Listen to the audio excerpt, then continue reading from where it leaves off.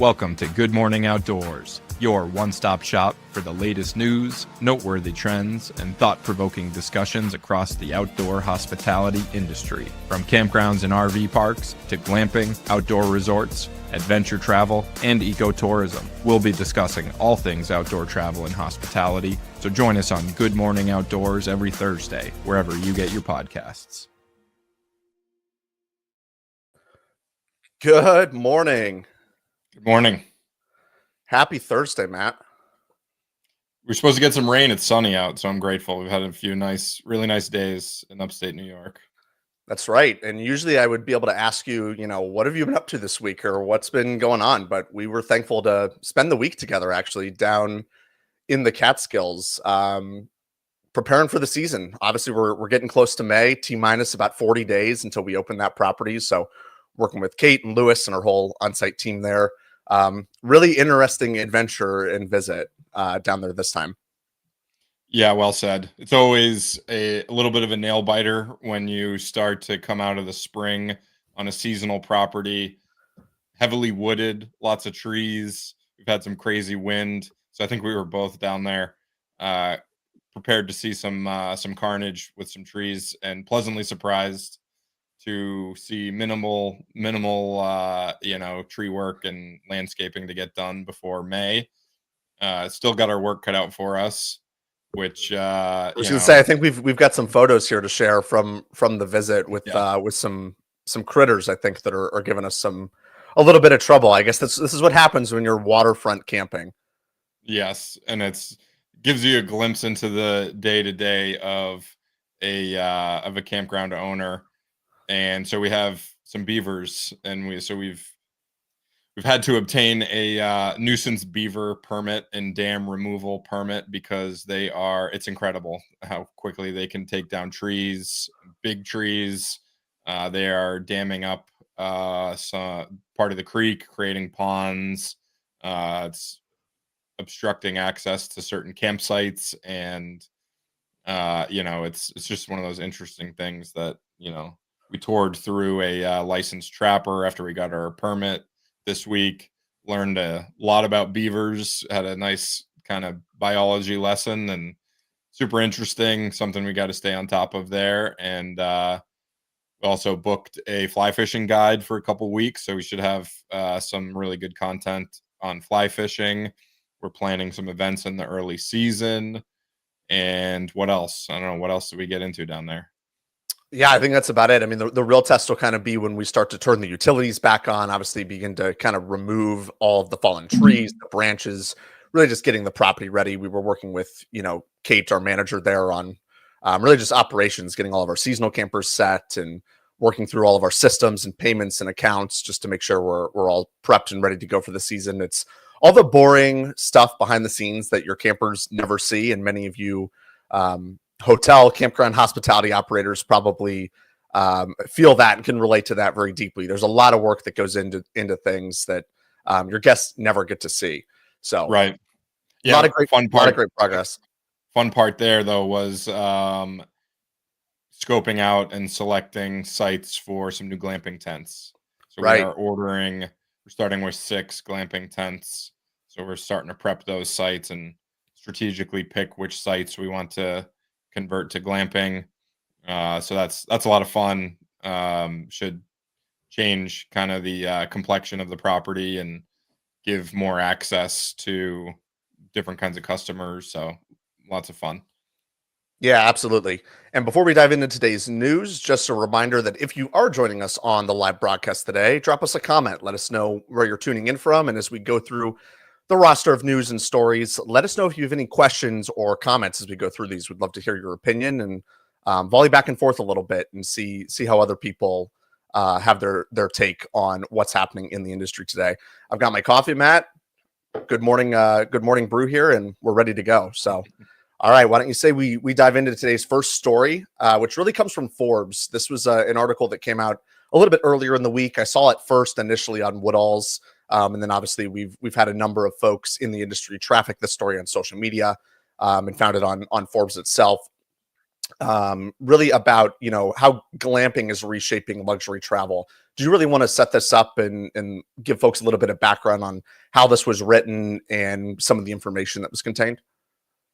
Yes, yeah, I'd love to. I love digging into this stuff, and I'll try not to come off as too much of a pessimist or a naysayer. I think generally all the points in the article and the data is approximately reliable, and that's really the story of the industry, is that there really isn't any pinpoint accurate reliable data in glamping. It's kind of an amorphous term in industry. um it's super tiny, honestly, in the grand scheme of hospitality. It's growing. It's where there's tremendous growth, so that's where all the buzz comes from in glamping. But we've talked a little bit about the numbers in prior episodes. There's 7,000, 8,000 glamping units across the country, which is, I mean, it's minuscule compared to hotel rooms or even campsites.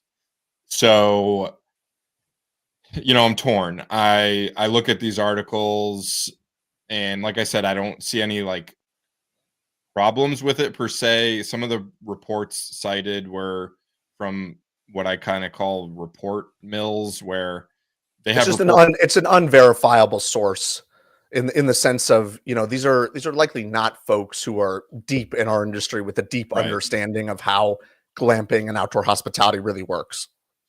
right.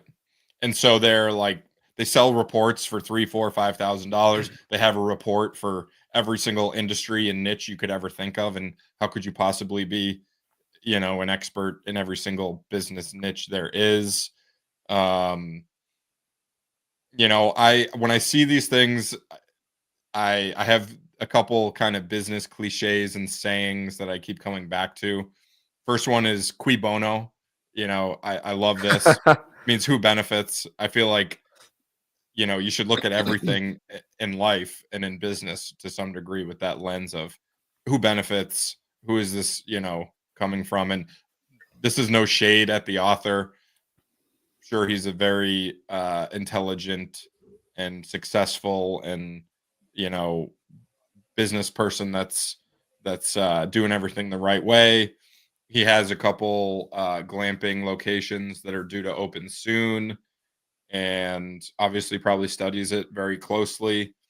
Um, there's a lot we've talked all about the big players. We write about them extensively. The postcard cabins of the world, they had the big deal with Marriott. So obviously that's top of mind for everyone. Um, it's I think there's this portrayal of the industry that it's like, to use some more business cliches, it's blue ocean or greenfield, and it's just endless opportunity. And there is a tremendous opportunity. We believe in it wholeheartedly, but I think there's also a lot of people that are going to completely lose their shirts on ill-fated glamping developments. It's location oriented, it's demand oriented, it's a small niche. There is tremendous demand that's outpacing supply, but that might be more about the supply currently than it is really about the demand. So I don't know, I don't have all the answers. um I'm studying the industry every day. I just tend to look at these things with questions. And I don't know, what are your thoughts, Alex? Yeah, one of the data points that was cited in here that is definitely a projection is that they cited about $561 million was the size of the glamping industry in 2023, and a projected growth to 1.3 billion in 2029. I think that in some ways, because we don't have a lot of great glamping data available, it's projection and wishful thinking, in the sense of course, we all want the glamping industry to double over a 6-year period like that from 2023 to 2029. And that may become true. I do think it's true that glamping has really carved out a nice little niche in the luxury travel space in general. We see that, as you mentioned, Matt, with the Postcard and Marriott deal, the Auto Camp and Hilton. A number of these hotel brands are showing an interest into adding glamping into their mix of luxury accommodations and in different types of stays. I think Right. that is a fundamental that will still hold true, and more hospitality brands will likely take notice. We've seen even KOA with their development of Terramore and kind of planting their flag in the glamping space. And I don't think that that's going to slow down anytime soon. Um, but your point about kind of the blue ocean or greenfield, which I think is a great analogy, is true. That the fundamentals of your glamping property, if you're going to embark on a development over these next 6 years, need to still remain strong. You still need to pick a great major metro or a fantastic property to build your glamping property on. You still need to run a great business. And I really compare it to like, look, we on the, I think I mentioned this before we got on the show, on the politics side, everybody will complain on one side or the other, no matter who's kind of in the office. But most of what you can control in your life is something that you can control. I think that remains true for business. The macro trend is great. And obviously we want to continue to see the macro glamping industry continue to expand. We believe in it wholeheartedly. But most of the success that you're going to get is going to be from the success that you can generate for yourself within the business and the way in which you operate it. You operate it right with a great brand and a great concept, and the customers will come. There was a mention in this too about kind of sustainability and wellness. And I think, particularly on the wellness side, there is a great sort of advantage there if you're somebody who can capitalize on that. I think if you can engage in a nice concept that markets to those people and you build the business the right way, not just saying that you engage in wellness or wellness practices, but you really tailor the concept to somebody who wants to go camping and engage in those activities, you can take advantage of those trends. And there are likely a number of great customers and campers from across the country who would come to your property. So that's kind of my 2 cents, is that, look, there's a lot of great projection happening, not a lot of great data currently. If we do hit the 1.3 billion mark for the glamping industry by 2029, we'll all be thrilled. But in the meantime, if you want to engage in a glamping development or, plant your flag, do it the right way with the same business fundamentals you've always had, and don't kind of get lost in the weeds with, well, what does the macro trend say? Just run a good business and you're going to, come out on top, so to speak. Yeah. Yeah, it's interesting. I just did a quick back of the napkin calculation here. If our data is right, that there's maybe approaching 8,000 glamping units in the country, and it's at 561 million. As of a couple years ago, even that's not even today's number. We're 2 years into that 6-year projection. Yeah. So that comes out to $70,000 revenue per glamping unit across the country. That's steep. That's steep. There probably aren't a lot of major metros where you can probably reliably hit that, as we've seen even just occupancy rates, particularly for things like midweek stays, drop. It's a problem, all operators and all of hospitality have, is, midweek stays are always harder. Right. That's a tall task. It's almost a $200 RevPAR. So wow. I don't know if I believe that, to be honest. Especially since we know probably a lot of glamping units themselves are backyard builds, so to speak. Yeah. And who knows? That could include experiences. That could include food and beverage. That could include a bunch of add-ons. And, you get these reports, and I did not pay the $4,200 for the report. So I've just seen what the free landing page shows you. But it could be like, sometimes it's based on like consumer spend of the travel, the road trip, the gas, the groceries, like everything that goes into a glamping trip multiplied by the number of glamping trips. You never know, like what is it actually based on? Right. That's a really great point. And so, keeping on kind of the glamping and campground track, we had a number of awards released this week from some major players. Campspot, which is a large, probably the largest campground reservation software provider in the space, released their 2025 best campgrounds and awards in North America. They broke it out into both on the US side and then the Canadian side as well. And then the Dyrt, who most folks, if you're just even a consumer in this space, you may be familiar with them. They released their 2025 Glampy Awards, which fantastic name, and love the creativity in that.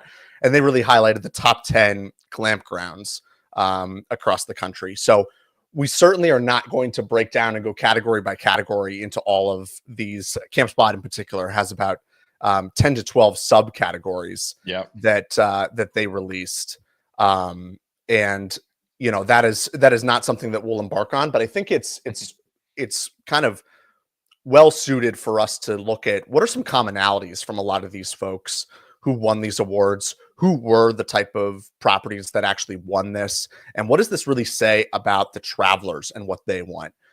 Both Campspot and the Dyrt highlighted that this was not something that they just kind of came up with internally. There was, I'm sure, some kind of staff ranking or input on as to who to include, but they really touted that this was something that camper feedback and great comments about the properties in these awards is what really drove some of these properties over the edge to win the award for this year. So I think we can garner a lot from what does this say about particular campers and really this next generation of travelers and the type of properties that they're staying at. So Matt, what did you take away from both of these awards that got released earlier in the week?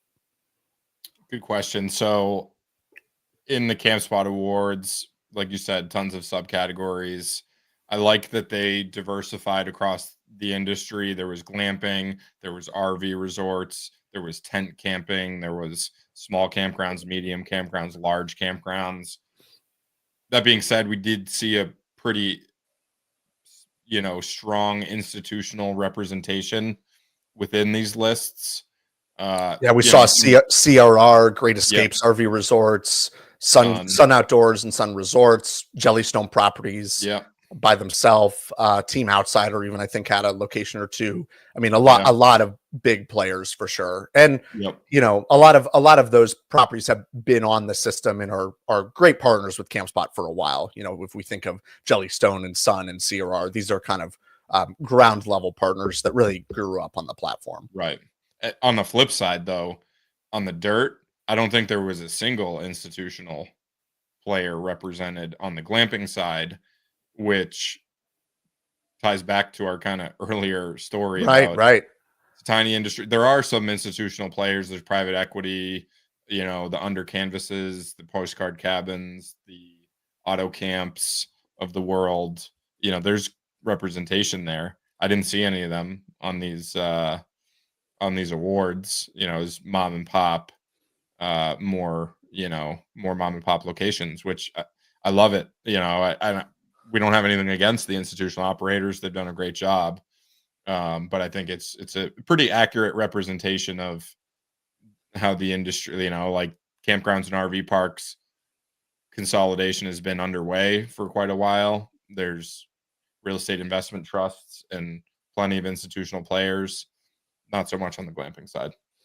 Right. And I would say it also kind of speaks to just the sort of flavor and brand of both of the platforms. If you think about what Campspot does, they have their marketplace that attracts consumers, but ultimately they're a campground software provider. That's where they make, and even beyond campgrounds, they've gone into more lodging, and you can do a lot more with the platform now, but they're looking for those institutional big players that can, they can get a bunch of business from them and have a tight relationship, where the Dyrt is really all consumer focused. Most of us may have the app on your phone. You're trying to find those unique mom and pop operators. And it's just, I think, a different appetite for kind of where consumers are going for what. And what really has kind of come out. I would say, obviously, all of these properties have a lot of different amenities and offerings, and there really wasn't a lot of stuff we could begin to tie into each other. I would say from just the locational side, all of these parks were in really just even unique locations above just being in a great major metro. They were all researching like, wow, that's cool. Even if it was more of a destination like property out in the middle of nowhere. I think as we were both going through the list, you would come up on a property you'd never heard of before. And I was fascinated at least by, wow, this is a gorgeous piece of land, that I can see why so many people love to go visit there. So I think, as we just related back to the previous story, again, the location is key. Building a good business is key. Running great customer experience is key to be able to get good accolades and awards like this. So business fundamentals will continue to win. And I think that's been shown through both of these awards that came out this week. Anything else to add, Matt, before we move on to our next story here? little bit more on the No. darker side? Um, I was just give a shout out to the beach camping area. That one really stood out to me.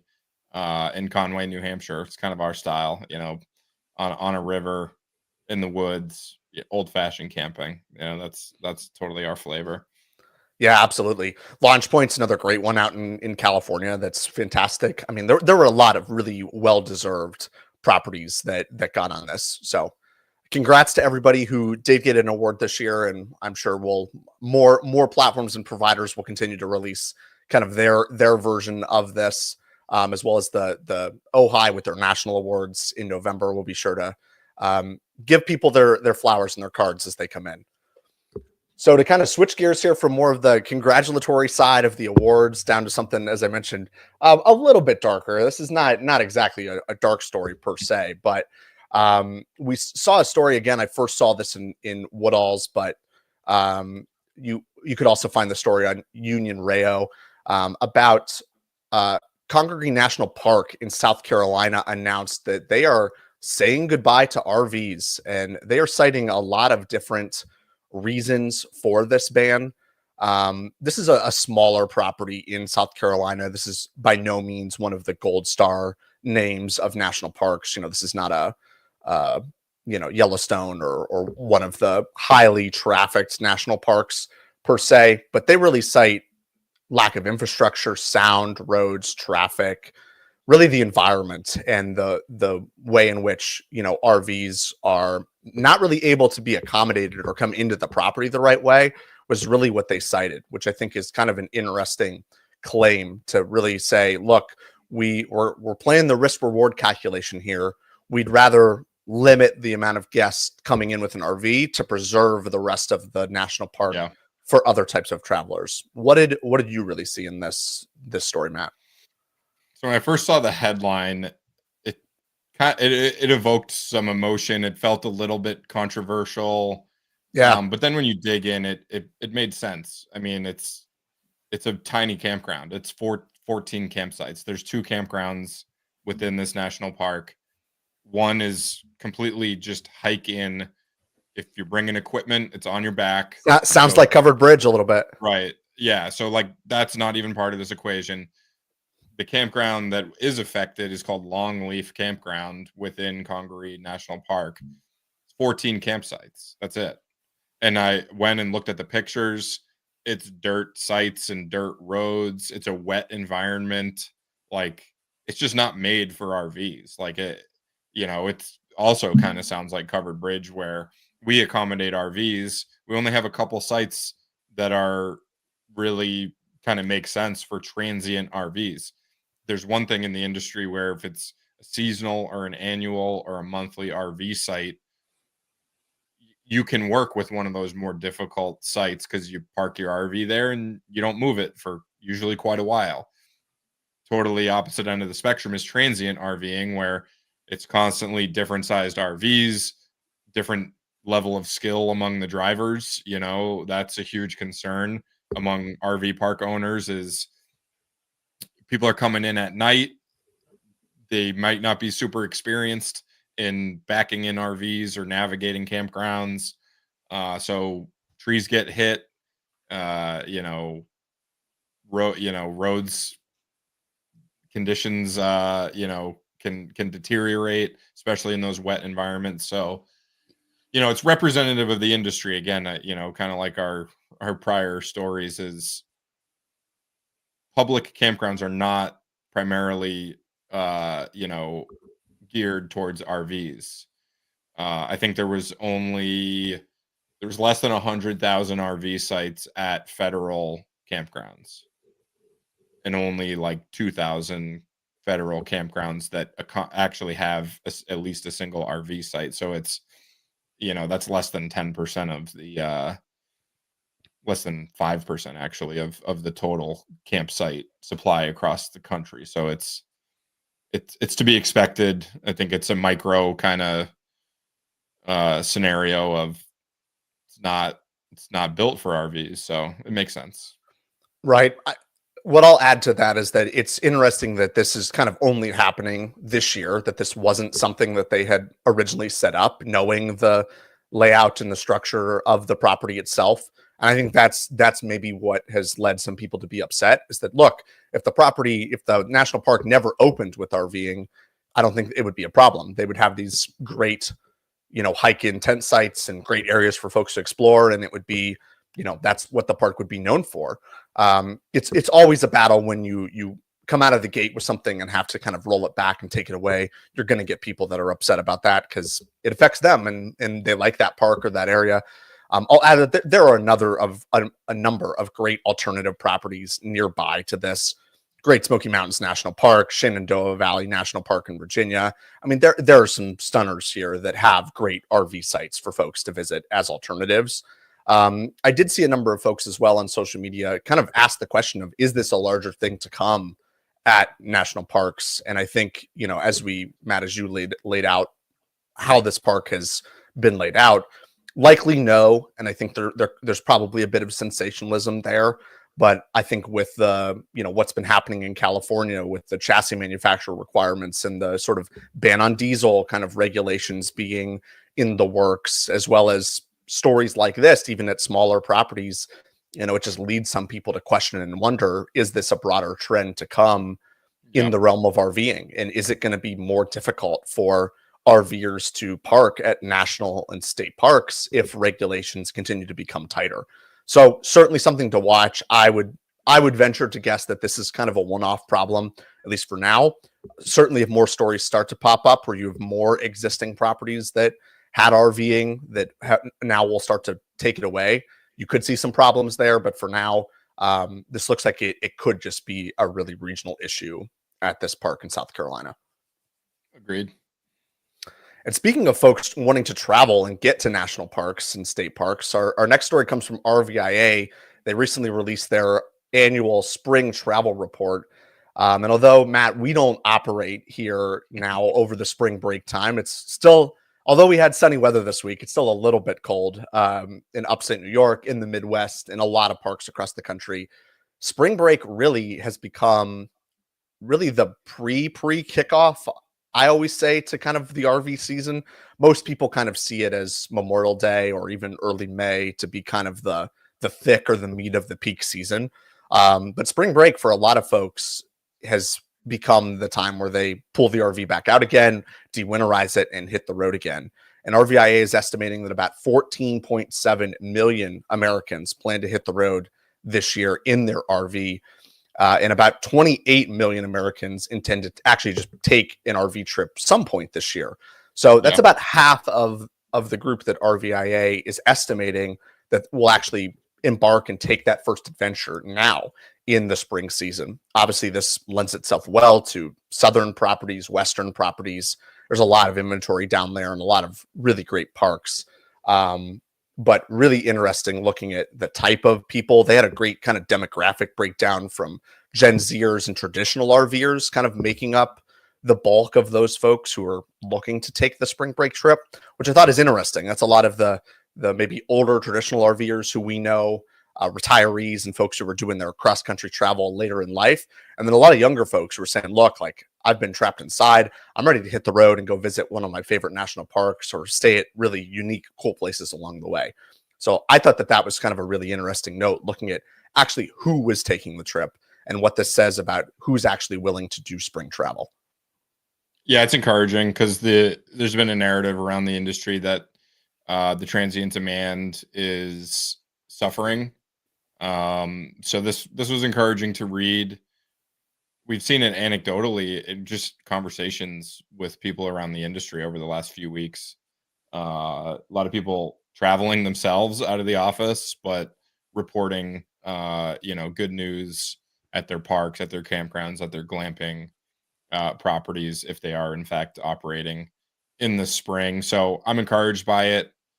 What it was kind of eye popping to me that 14.7 million number was actually specifically for spring break.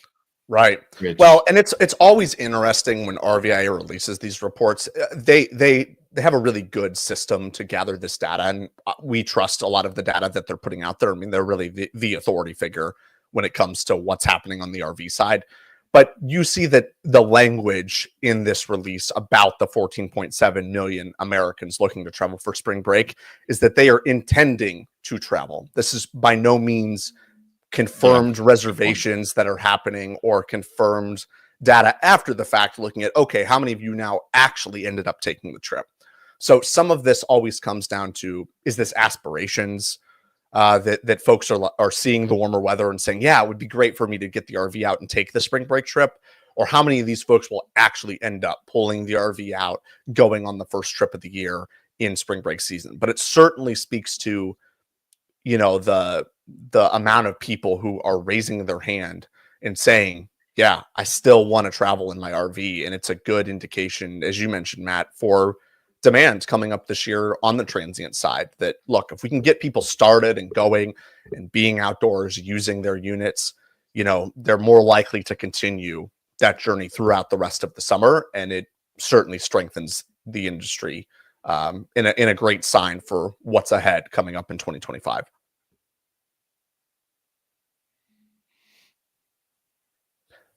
And then we can end the show here as we sort of wrap up the news with a really kind of interesting news story. I think, Matt, you brought this to my attention. If anybody is familiar with the Yellowstone TV show, there's a really kind of interesting tie-in between Yellowstone and experiential hospitality. Matt, do you want to tell folks about that a little bit? Yeah, so I guess not embarrassed to admit it. I consume Yellowstone in 1923 and the whole. I guess I'd call myself a Taylor Sheridan fan. I think he puts together good series. So notice it actually